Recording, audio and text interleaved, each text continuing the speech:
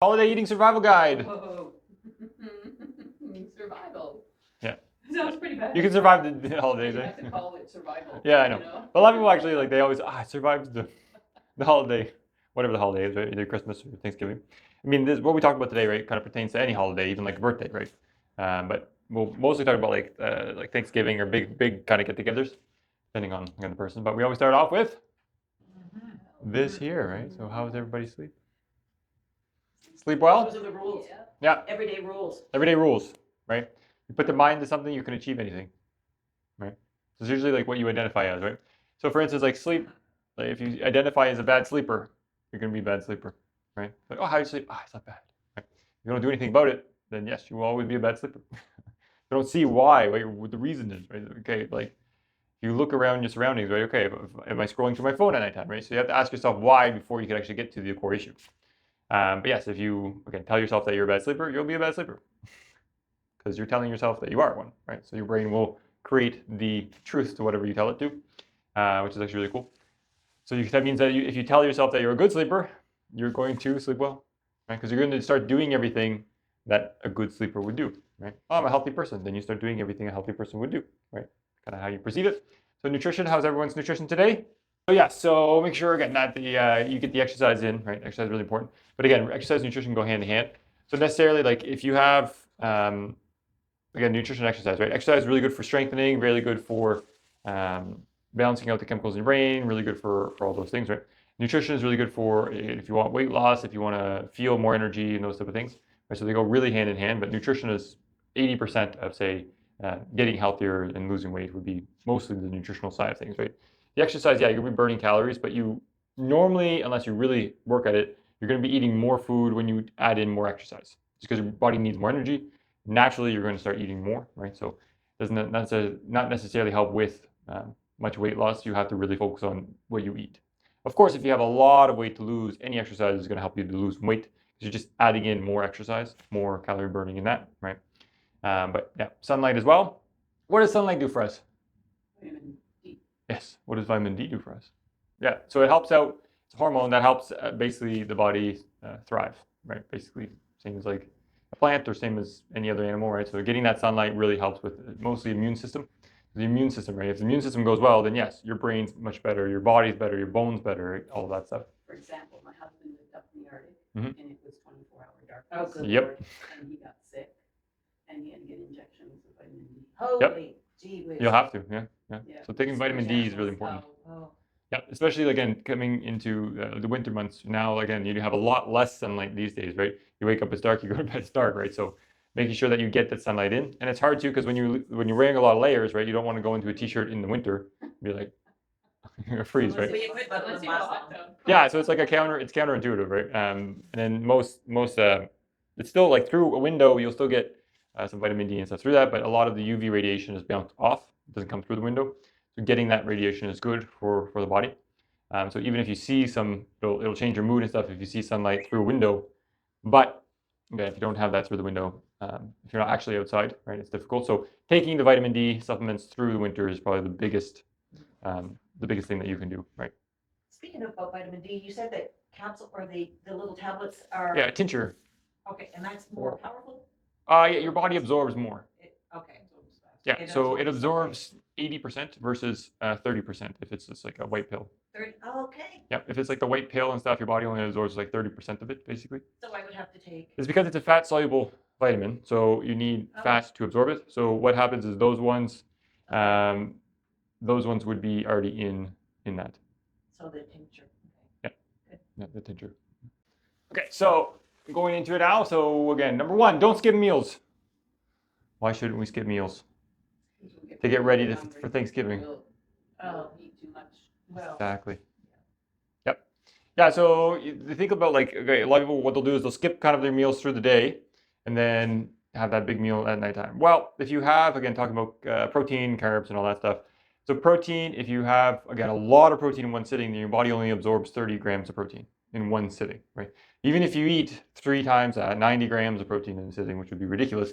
But even if you do that, your body can't absorb that much, right? It's a lot of load on your kidneys. It's a lot on your stomach. It's a lot on all your organs. And if you've ever experienced it, but if you eat a lot at once, you get super tired, right? So it takes your energy away from everything else, and your body pushes the energy to digestive, right? So that's why if you have something that has like high sugars or even like things that are very difficult to digest, like a lot of meats and stuff, like steak. So you usually get sleepy and stuff after steak, is because your body's putting so much effort into digesting that stuff, right? So it usually takes a lot. So again, not skipping meals, right? Making sure that you're eating balanced breakfast with protein, fiber to keep your blood sugar steady as well. So not having something that has high carbs in the morning too, just as an added note, will help quite a bit. Because if you start your day with like a blood sugar rush or like sugar rush, then you're just going to be like lethargic for most of the day, right? Unless you change that pretty quick. So in the morning, having something that has more protein and fibers is much better, right? So like scrambled eggs with some spinach and stuff in it, right? Or something more savory in the morning instead of like a cereal or something like that, right? Oatmeal is a really good for the morning because it does have some sugars and some carbs, but it's more carbs. There's no added sugars, right? So that's what I mean, like things that have added sugars, like cereals or simple sugars. In the morning, like fruits are okay because it's not a simple sugar, right? It's an actual fruit, right? So you get a lot more vitamins and minerals from fruits. But make sure that you have the protein in the morning really does help quite a bit. Make sense? Perfect. Number 2, what could it be? Yes. Does that look bigger on the right side? Yes. Yes. Of course it does. It looks like you have more, Yes, right? it does. It's full. Yes. So one of the things is definitely using a smaller plate. 2 things, right? It's a simple trick, but it does work. So a smaller plate basically encourages reasonable portions, right? So if you eat this, like you're already telling your brain in this one, this is not much, right? When you put it in front of you, right? Put everyone to a fancy restaurant where they just have like a little bit in a big plate, right, for decoration. Doesn't look like a lot, right? So your body is just naturally going to tell yourself, you're still hungry because it's a small portion. But if you have a small plate, then it looks like a much bigger portion, and you're going to be mostly more satisfied after than you are if you have a plate with like a little bit on it with a big plate. Again, it's just all psychological on that sense. And then again, filling half of your plate with vegetables, obviously, and then 1/4 protein, and then the rest of that would be your favorite sides, like some carbs and those things, right? So like some quinoa, some rice, some whatever it is, right? Some potatoes. At a meal. Because my mother is, if you don't eat, then she's hurt. Yeah, I know. Yes, yeah, it's a cultural thing too. We'll get into that. Don't worry. Yeah. That's all psychological as well. But yes, we're very entwined with like food and culture, especially here in North America. Pretty much most any cultures definitely are intertwined with food, right? Because that's your gathering. You gather together and then you eat, right? But having that smaller plate really does help as well, right? Even if you have the same size plate, try not to fill it up with everything, right? And we'll go over that there in a second too. But again, making sure that it's just the smaller side, and even the smaller size of the actual fork and knife or spoon, right? Knife not really, but if you have a spoon and the fork, reduce the amount of size, like a dessert fork, because then it takes you longer to eat. The longer you eat, it takes you 20 minutes for your brain to tell, or your stomach to tell your brain that you're full. Then, so the slower that you eat, the better it is for digestion, and that's stuff too, which we'll go over too in a second. Choose your favorites, right? So here's a turkey dinner, lots of different choices. I would have all of that. Yes, right. Let's start with that little one with the white clouds around it. That's Yeah. clouds, right, Jamie? That's Yeah, just clouds, yeah. Just clouds, yeah. It's condensation. Choose your favorites, right? And the way that you eat too is very important. So, for instance, if you start with say like the carrots, or if there's a salad here as well, right? Starting with the salad or those type of things will actually stop your body from absorbing as much carbs instantly, right? So if you eat in a correct order, it works very well too. So having your vegetables first, right, or salads or something first, what that does is it brings in some carbs. Your body starts to digest, so those carbs, a little bit of fiber. So it starts to digest that fiber, slows everything else that you eat after. So it slows down the absorption of sugars, of carbs, right? So then you're not going to get that sugar spike. It's going to go slowly into it, right? So the way you eat is extremely important, not just what you eat, right? But then choosing your favorites too. Obviously, don't just choose like a dinner roll or, I love the potatoes, I'm just going to eat the potatoes, right? No, you need to have still a balanced meal, but not having everything here on this picture, right? And if you wanted to taste and try little things, right? Having a certain portion, right? Not having a whole piece of the pumpkin pie, right?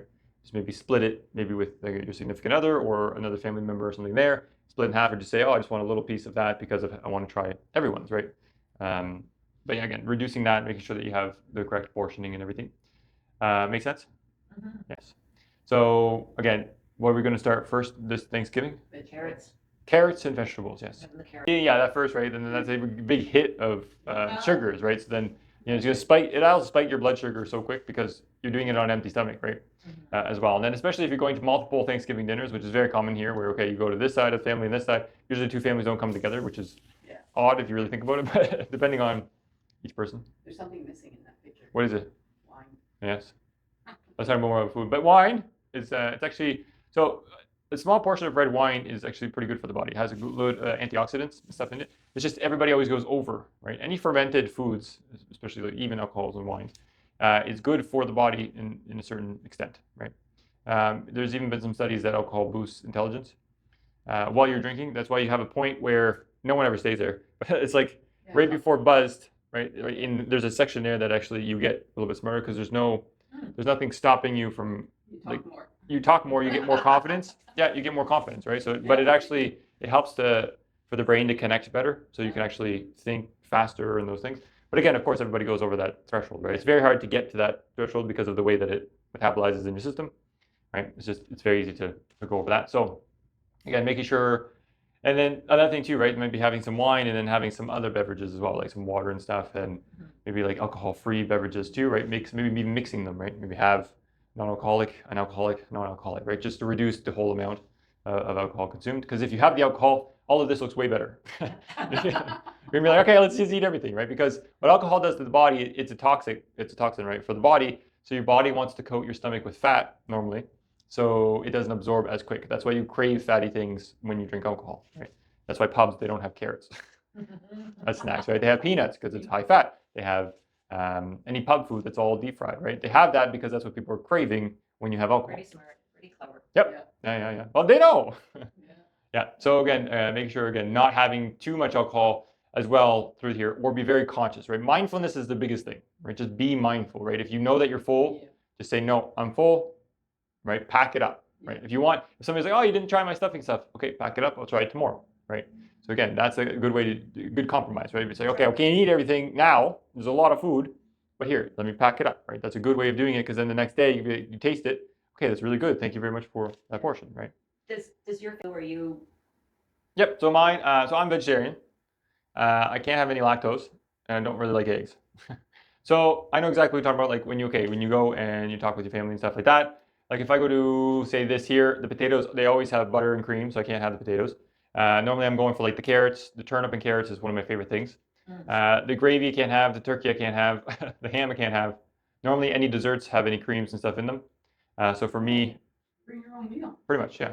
So what I usually do is I cook kind of something to kind of bring with me that people can have. Like last year I did kind of my own little meal and I made tofu turkey from scratch, and it was phenomenal. It was so good.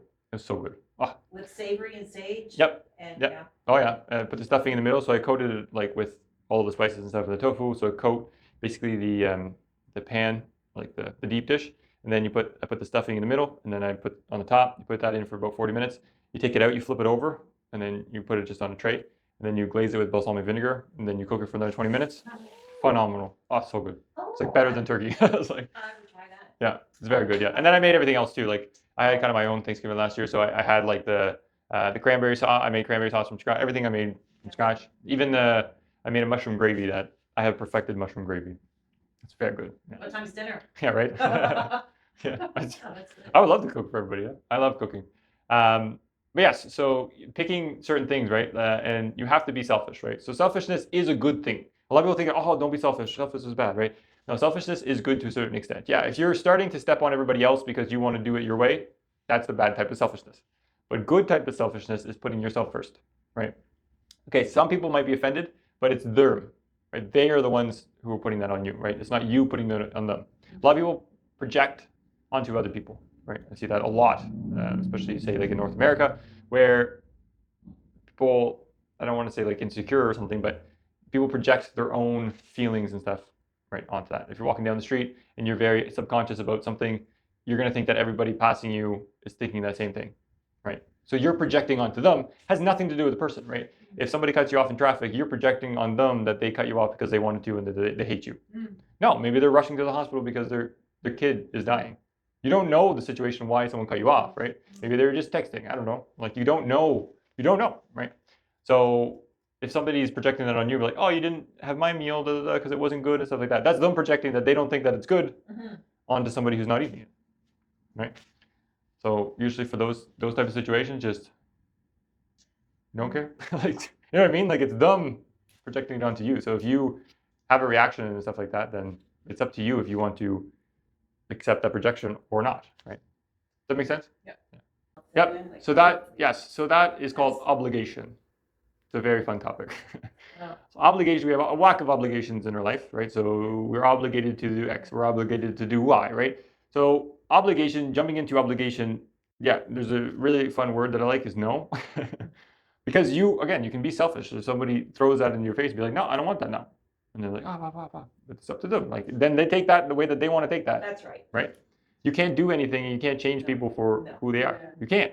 Yeah. And then you doing that just feeds Yeah. into something else. Pleasing them, you're not pleasing Exactly, yeah. So yeah, people pleasing is another whole topic that Yeah. we'll take that another day. Number 4. So staying hydrated actually works extremely well, especially around holidays, because a lot of things have high sugar, high salt. So you don't want to have too little of water, especially alcohol too. So alcohol, salt, sugar, that kind of dehydrates the body. So you want to make sure that you're drinking enough, right? So it balances your fluid balance, fatigue buster as well, unless you have turkey. That's a whole thing. Just because turkey actually does make you tired just because of what's in it. Cleaner skin, right? Muscle fuel, productivity boost as well. Toxic remover, right? So especially if you're having alcohol, you really want to have like double the amount of water that you would, because alcohol stops your body basically from absorbing water. So that's why when you drink, that's why you have to use a washroom a lot, is because your body is actually not absorbing any water, or very little compared to what it would normally do. So you have to pretty much drink water for every beverage that you have, right? So okay, if you have a glass of wine, have a glass of water. Another glass of wine, have a water. Or sip on wine, sip on water, sip on wine, sip on water, right? So those are the best ways of getting it. Put ice cubes in your eye. Yep, yeah, and then that will dilute it and have a little bit more water as well.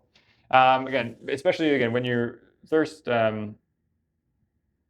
it feels like hunger a lot of time too. Like you're kind of craving something, right? So drinking water before and during meals helps your body feel fuller and more satisfied, because it when you eat and then drink water, again, the water kind of pushes on the outside of the stomach as well. So you feel fuller than you actually are, right? So that's a good technique as well to not overeat, because you're just going to feel that you're really good. Again, swapping sugary drinks for sparkling water and lemon, or even a festive herbal tea, right? So it's maybe tea within sparkling water as well, and then that will become kind of like a juice. But this here, like lemon or herbal teas, is a really good electrolyte. So electrolyte helps to absorb water into your system too. So a lot of times it's not just about drinking more water, because sometimes if you drink more water and you don't have enough electrolytes, you won't absorb the water in your body. Electrolytes you can get from fruits and vegetables, right? That's basically where you would get the electrolytes from. Don't get it from like a capsule or Gatorade or something like that, right? That's usually just very sugary, and fruits and vegetables will have your electrolytes that you need. Slow down. That's right. Moncton. Breathing exercises works amazing. You gotta strap me in the chair. My mother, she eats standing up. Oh dear. Yeah, eating sitting down is she's gotta go. better. Oh. Yeah, that's crazy. Yeah. Just be mindful, right? You should always, and then you should always be in the present too, right? Even like within holidays as well, right? Like we'll talk about that here in another side, but just being present is very, very, very important, right? With anything that you do, right? Never be in the past, never be in the future. Just be there, like be here. You guys here? 100%. Perfect.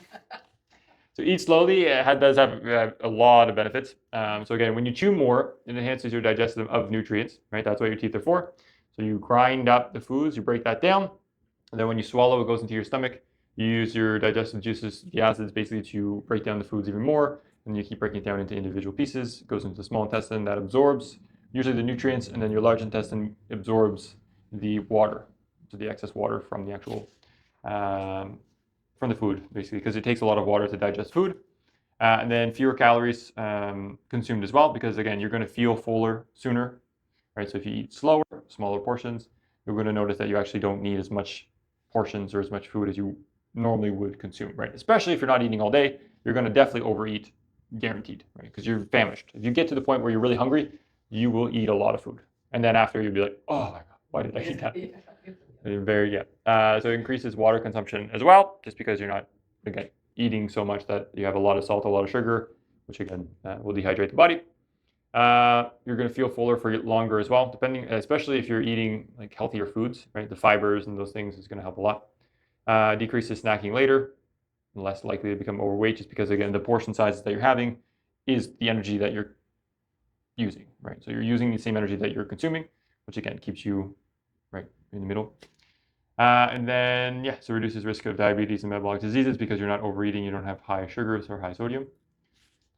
Number 6, move after dinner. So moving is really important, especially having like a turkey dinner, right? Because if you just stay there, you're going to get really sleepy. But if you start moving and especially digesting the foods, right? Because if you're moving, then you're burning calories, and then your body is going to use that food as energy. So it's going to break that down a bit faster.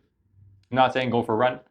Right after a meal, run's probably not the best thing, but walking, right? Like take your family and go for a walk, right? Play a game. A lot of time in the past, my family has done is we usually play like a game of football, either tack or flag football. Yeah. We do that.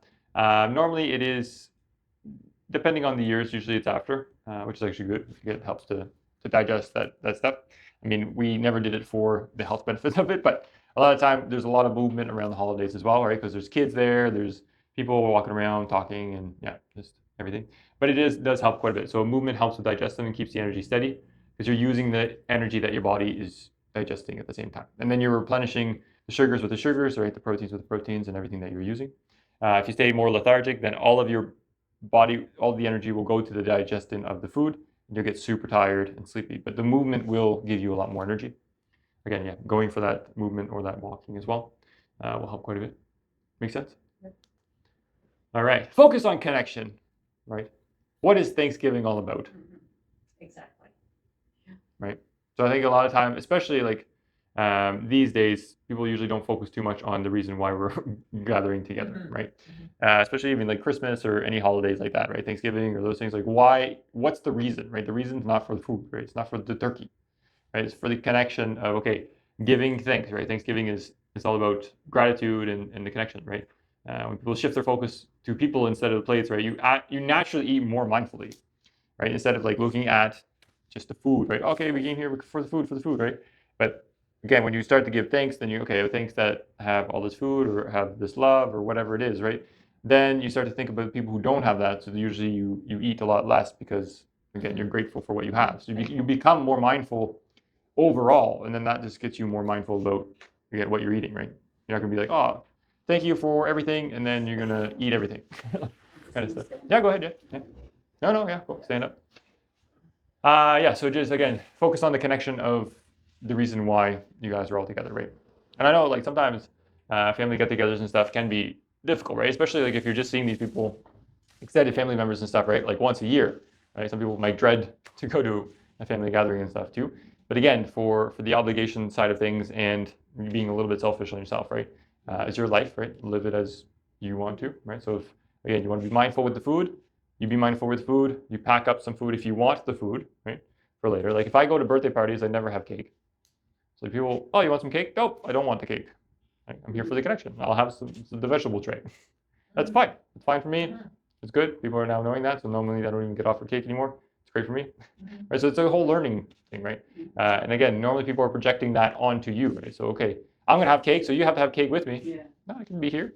Same with drinking, right? You go with friends at a restaurant, they order wine, doesn't necessarily mean that you want wine, right? So codependency is another thing too that a lot of people do, is make sure that they feel like they have to be codependent on somebody else. But yeah, so making sure that you are all focused on the connection. Any questions? A lot to think about. One thing that I want to go over too, right? So you have all of that on your handout sheet as well. So yes, so you were talking about like the classic comforts and the sweet treats. So again, mashed potatoes or cauliflower, right? Mashed cauliflower as well. This reduces the amount of overall carbs that you're consuming, but it's still really good. I don't know if you've ever tried mashed cauliflower. Yeah. It tastes almost the same thing. It's not bad. Yeah, I know.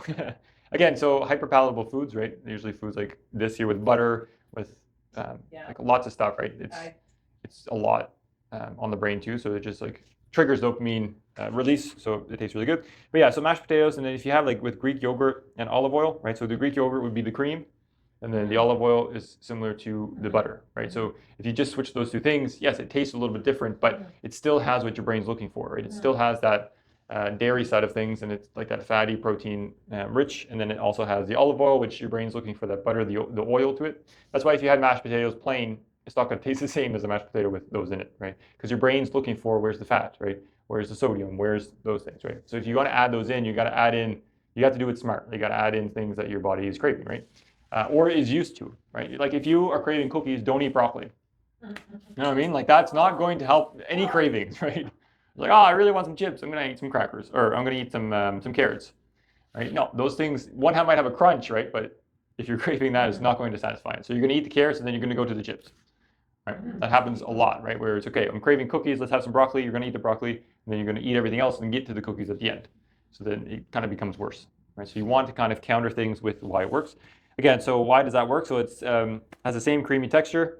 But it has more protein and a lot less fat. If you look at sour cream, it's 14% fat.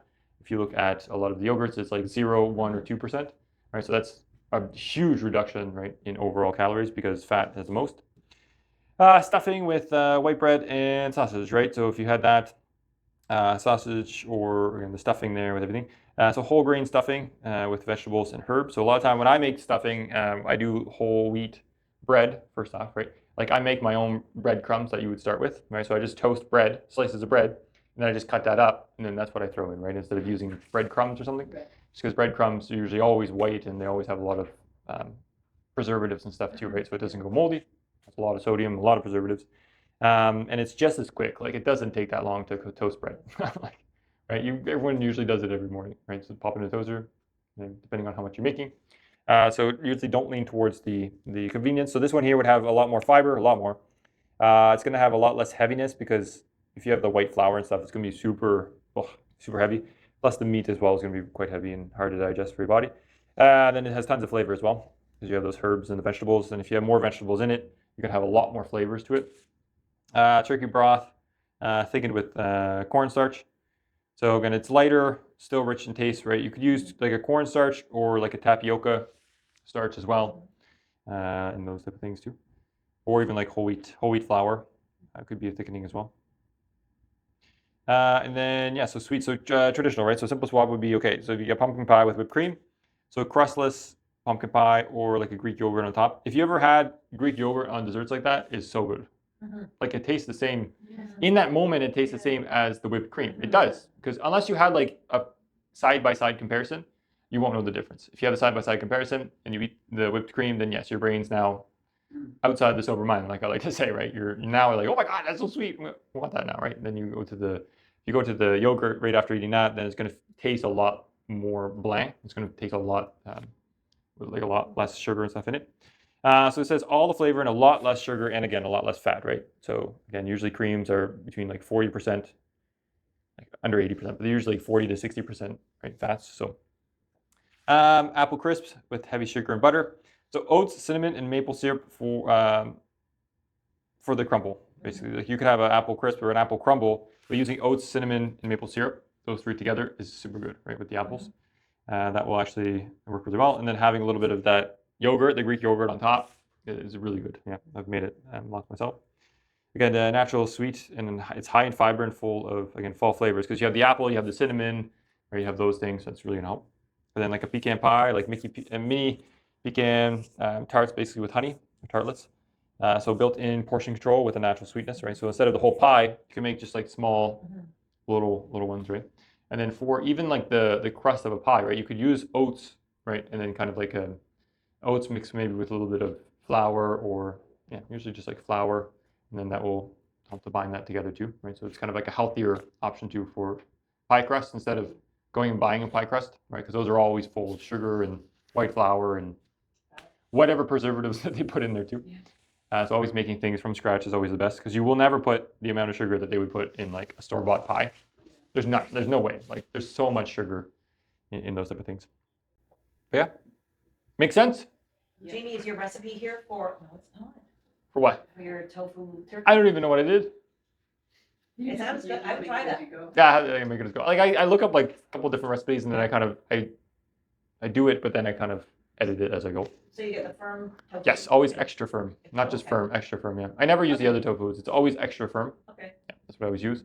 I know that you just crumble it up, you mix in lots of different stuff, spices and stuff, and then you layer that on like the cooking sheet, right? Maybe some olive oil or avocado oil so it doesn't stick. And then put that, I usually put like a silicone thing down so it doesn't stick. Yeah. So then I can take that silicone out and flip it easier.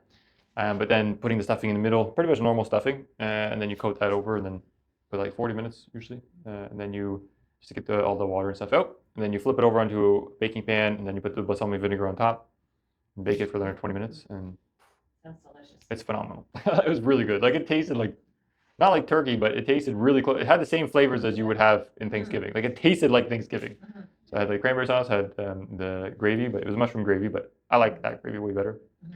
And then I had like the carrot and turnip mash, had everything. Yeah. Yeah, even made a pumpkin pie.